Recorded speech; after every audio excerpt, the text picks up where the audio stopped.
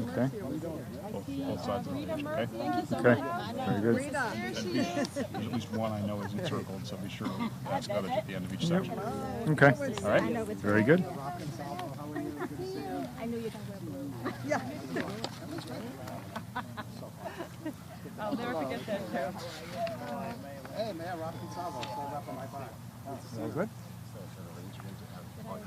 Checking in over the ladies over here. Is that what they're doing right now? Good morning, everyone. Good morning, and thank you for being here today. We're very pleased to be here in Lowell today, as all of the agencies within the Office of Energy and Environmental Affairs celebrate Climate Week here in Massachusetts. I am the Department of Fish and Game Commissioner, Ron Amidon, and it's my pleasure to serve as your Master of Ceremonies here today. I know Secretary Theorides would have liked to have been here today, but she is on a very brief but very important trip to New York for us, and I know she's very excited about the grant funding that we're announcing here today, and for all of the terrific projects that the administration is supporting through these signature programs. Let me start by thanking the City of Lowell for hosting this event upon the site of one of our projects that is receiving a grant, South Common, one of the very important projects that we have going. I have no doubt that all of us present here today recognize the value of our natural resources and the importance of protecting our open spaces. Of course, the Department of Fish and Game works to conserve land, to protect habitat, and to provide recreational opportunities for the public to the benefit of hunting and fishing throughout the Commonwealth. Some of the grants being announced here today are for similar projects. Others are for active recreation, such as ball fields and playgrounds. Regardless of the type of land, park, or conservation project each of us is working on, it will take our collective efforts and strong partnership to protect our natural resources and to provide outdoor recreational opportunities for future generations. The grants to be announced here today are one way in which we'll be working together to achieve this goal.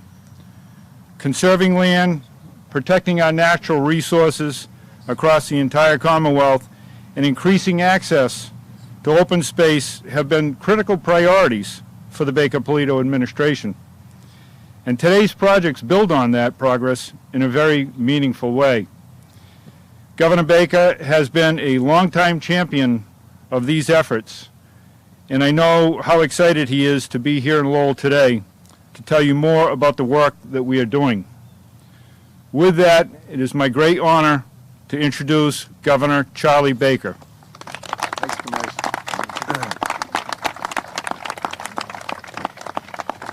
Thanks very much, Commissioner, and it is great to be back here in Lowell, and it's especially nice to come with a $400,000 grant as part of this program for this particular site, and it's great to see our many friends from Lowell. And by the way, it's really nice to see you, Representative Gonsalvo. We were talking earlier,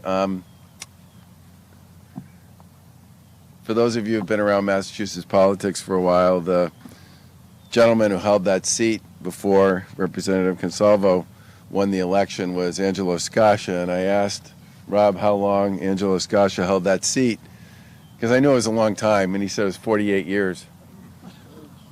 There's a pause, and then Rob said, I'm not going to hold that seat for 48 years.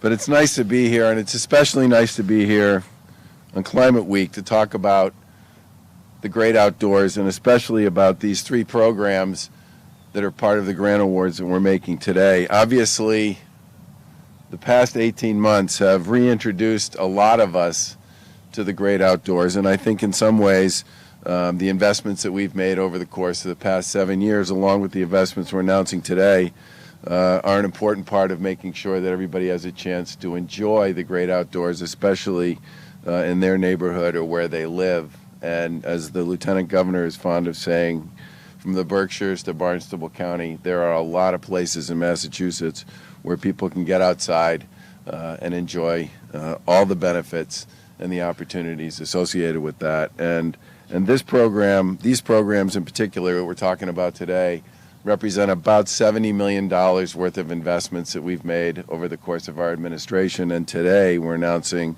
$10 million to support parkland, open spaces, and land conservation in dozens of communities across the Commonwealth. The Parkland Acquisitions Program, as I mentioned before, is awarding the City of Lowell a $400,000 grant for a project right here at South Common, which will improve the central field, create an accessible route to the surrounding walking track from the parking lot, and a bunch of other repairs to the walking track at the park. The land program in particular is going to represent about $16 million worth of grants to about 75 projects, and will have permanently protected about 4,500 acres of space across the Commonwealth over the course of the past 6 or 7 years. The park program, all in, is about $47 million worth of investments in about 153 projects that have taken place over the course of the last 5 or 6 years. And the Conservation Partnership Program is about $4.5 million worth of investments in about 64 projects that have permanently protected more than 2,300 acres of land over the past 6 years. We're obviously pleased with those projects and believe they've made an enormous difference in communities across the Commonwealth, because we really do have terrific outdoor assets, and it's critical that we continue to maintain them, and in some cases, if we have opportunities, to invest in them and expand them in a strategic way. I do want to point out that as part of the $2.9 billion bill we filed with the legislature with regard to how to put federal dollars to work associated with the ARPA program, we put $100 million into that proposal that was specifically for investments in public lands and public access, which would dramatically enhance our ability to invest collectively in communities and parks, in open space, and in opportunities for recreation across our Commonwealth. And we certainly hope that as the legislature deliberates this question, they recognize and appreciate the fact that in this day and age especially, investments in our outdoor resources are a critical part of how we create a better and stronger Commonwealth, and more importantly, how we create better and stronger communities that work for everybody. And today's about the $10 million and the grants that are being awarded to many of the people who are here. I look forward to having a chance to shake your hands and congratulate you, and hopefully take a picture as we give you your, are we giving them empty envelopes, Rob? Rod? We are. Are we going to give them the empty envelope? I think it's already in the mail. Sorry, yeah.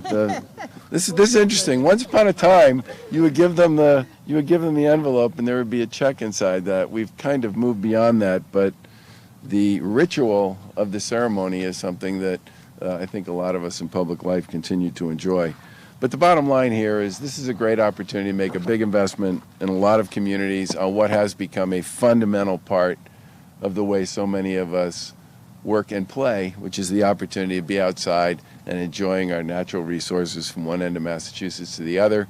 And I really do hope that as the legislature deliberates on this larger question about how to put that federal money to work, it would be terrific if they accepted and endorsed our $100 million proposal to invest more broadly and in some cases transformationally in open space and outdoors and recreation from one end of Massachusetts to the other. Thanks very much.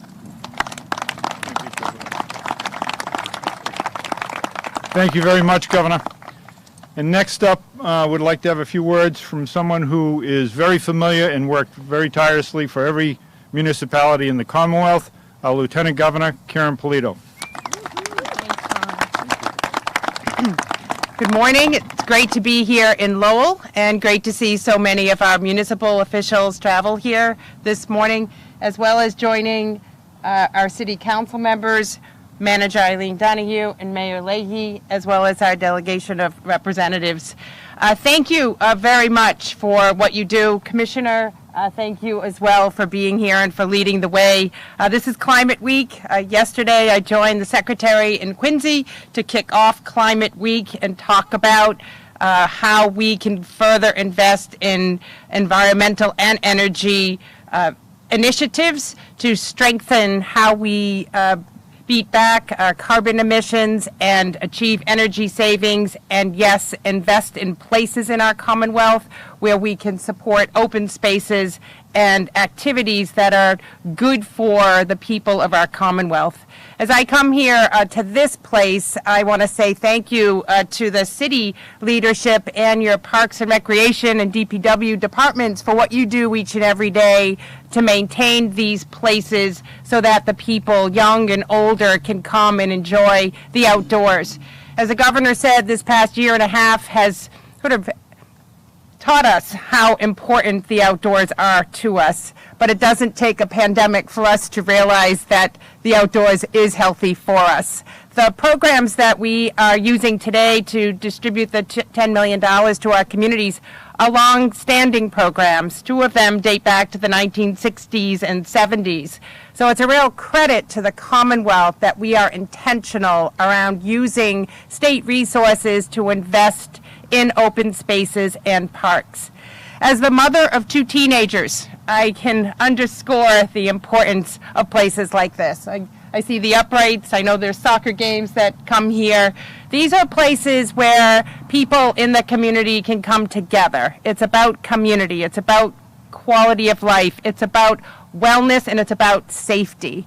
When people can come to places like this, either take a walk, join a group walk, or come here and start a pickup game, that's all part of the fabric of your community and who you are, and it improves the quality of life in this neighborhood and in a city like this.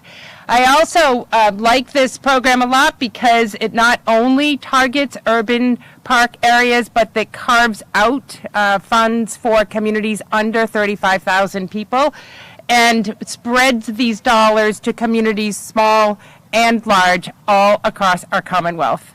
So I just want to say congratulations to you for identifying this as a need, for applying. It takes some time and effort to have your application well presented so that you rise to the top of a pile of requests for these funds. And it would be great if we could honor all of the applications and requests and needs for places like this to be improved.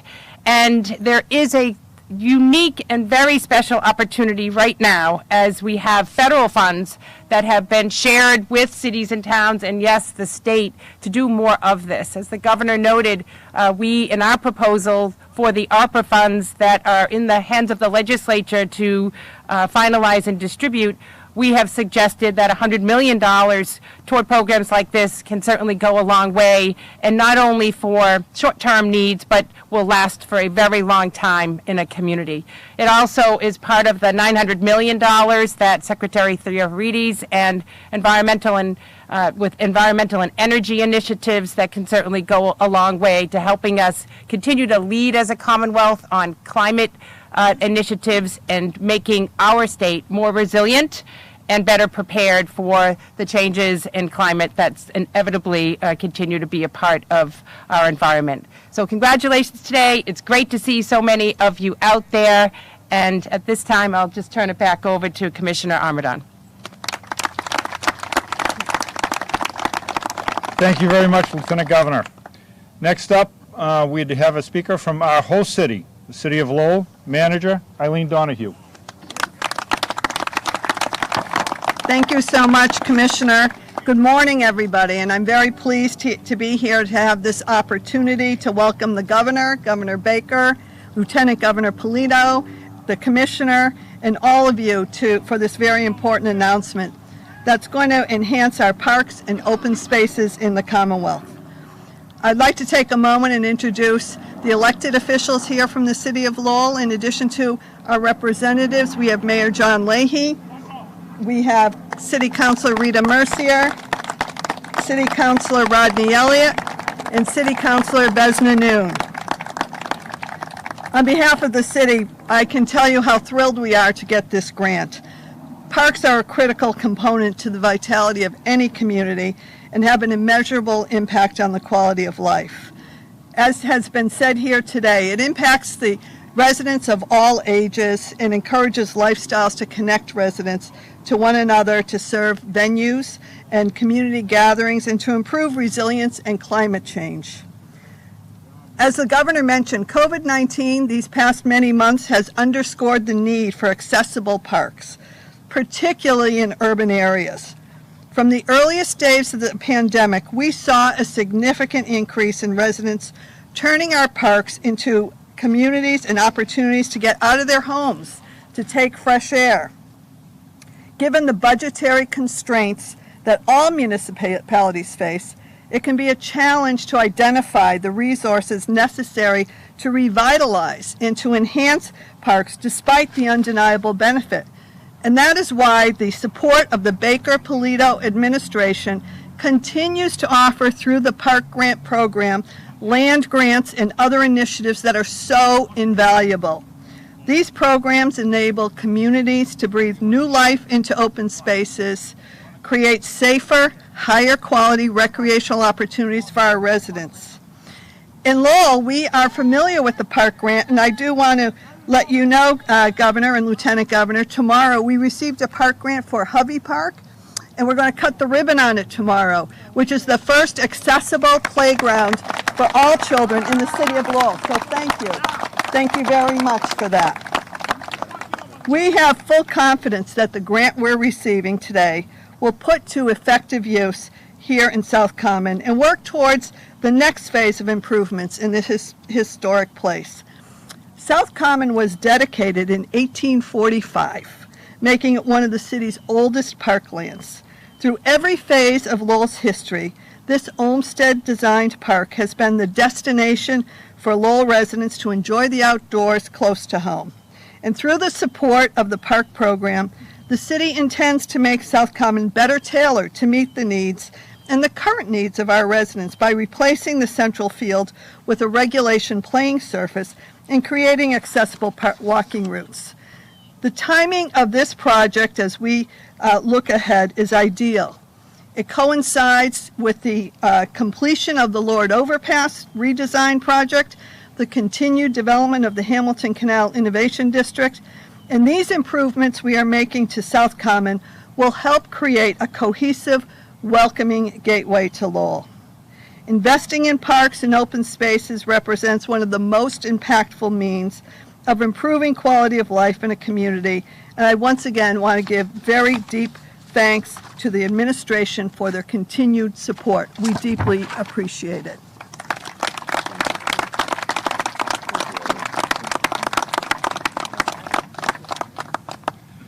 Thank you so much for being our host here today as well. I believe next up we're going to have some remarks from our local legislators, and then we're going to go to Q&A after that. Is that correct, guys? Yep.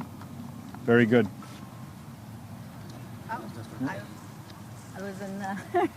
wasn't prepared. Good morning, everyone. It's great to be here with you all today. 2 words, open space.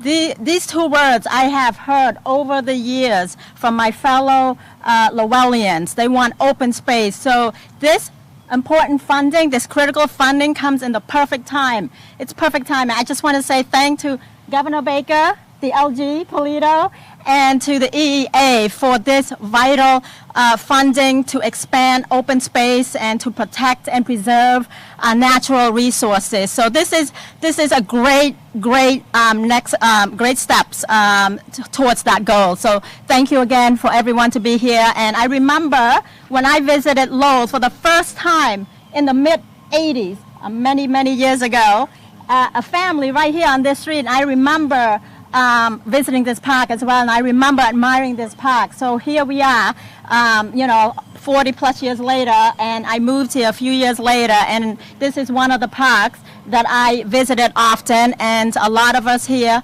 I'm part of the Lowell Litter Crew, which is the grassroots movement, and we come here often to help DPW and DCR to spruce up this park.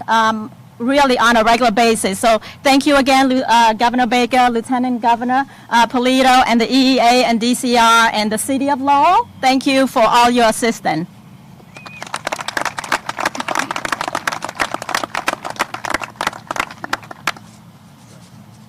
Very good. Thank you very much. And next up, we're going to have the governor answer a few questions from some folks that had asked to have some questions. Governor?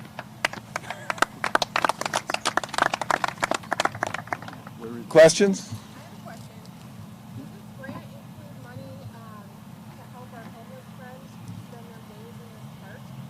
This program is just for the landmass here. There are funds associated with. Yesterday morning, there were 4 tents set up in this park. The city has been here for 3 days cleaning up. This park does not look like this on a daily basis. And some of them are here, but they don't get a chance to speak for themselves. And I live in townhouses, so I'm speaking for them. And I would love for you to come back in a few weeks when this park is in good shape. We'll talk to the city about that. I got that covered. Me and the mayor's working on it right now. We're working on it. I gave him a proposal. Questions? That's my express, so that's why I don't know. Pardon me? Yeah.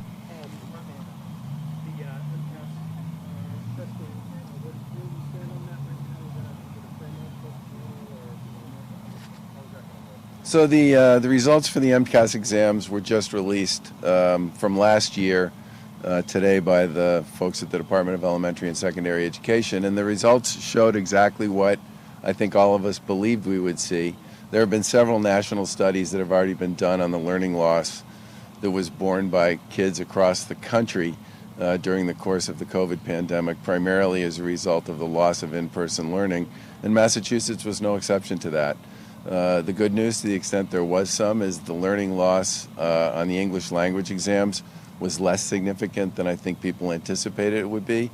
The learning loss on the math exams was pretty significant. And I think we and our colleagues in local government need to put a lot of the federal resources that we've both received to work on a variety of acceleration academies and special programs. I know a lot of folks did a ton of work over the course of the summer with summer school programs and enrichment programs to improve the performance of kids who missed out on a lot of school last year. But I think we all have a lot of work to do there. And I continue to believe that the Mcas exam is a fundamental part of how we diagnose how we're doing and how we keep track of how kids are doing generally. And I thought there was a broad coalition of business groups that put together a memo on this where they basically said to get rid of the Mcas exam would be to close our eyes with respect to how our kids are actually performing. I think it's critically important that we continue to have a regular, annual, comprehensive process here in Massachusetts where we all have a chance to see how our kids are doing to make adjustments accordingly. Thanks, everybody. Thanks. One more question, please. The NTSB just released the Green Line accident report, and the driver is to blame. What do you have any thoughts on that? I haven't seen the report yet. Obviously, we'll speak to it once we've had a chance to review it. I'm glad to hear that the NTSB has finished their work. Sometimes it takes a long time. I do believe that driver is not, I believe the driver was suspended for sure. I can't remember if he was let go. But obviously, we'll take a look at the report and make adjustments accordingly. And I'm really glad that no one was seriously hurt in that incident. And the JFK platform, I think you spoke to this yesterday. If you could maybe give me some of that again. What do you know about that problem? And is this Well, the platform was, I mean, we've been involved in discussions with the district attorney's office and others who've been part of the investigation, and we've obviously been working with them on that. And we made a decision after we got permission from the folks who were doing the investigation that it was okay to remove the stairway to do so, and that's what we did. Thanks, everybody. Thanks, folks. Want to take some pictures?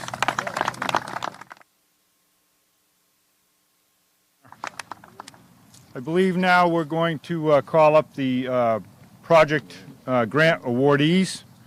We'll ask you to come up. You can stay up with us, and then we'll have a photo op for all of the awardees with the governor, lieutenant governor, city manager, as well as the rest of the dignitaries we have here today. First up, the City of Boston, please. City of Boston's with us here today, I understand.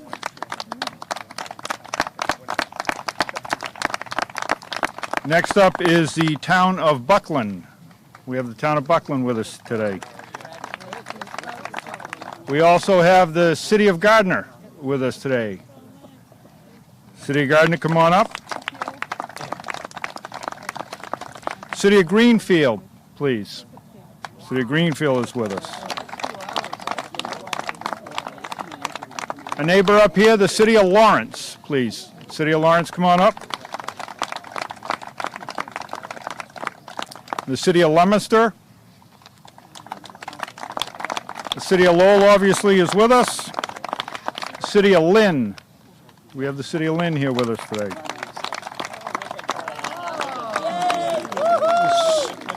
City of Revere.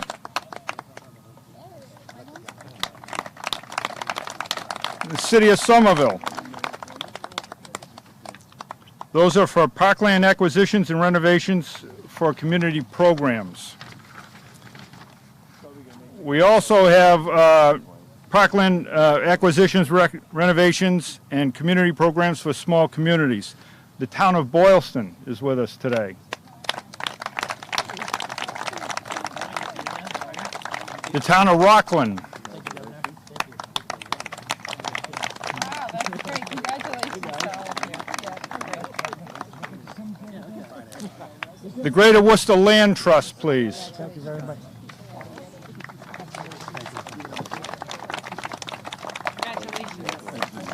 Thank you for everything. Also, Parkland acquisitions and renovations for community programs. The City of Boston. The town of Buckland. Oh, I think we're back on page 1. Let me go back. Orleans Conservation Trust. And anyone else who I may have missed on the list. Kevin Dumas. Town of Mansfield, thank you very much. Ladies and gentlemen, this is 18 of the many, many on the list that we have here with us today. So, thank you. Why don't you guys double up a little? Squeeze nice and tight.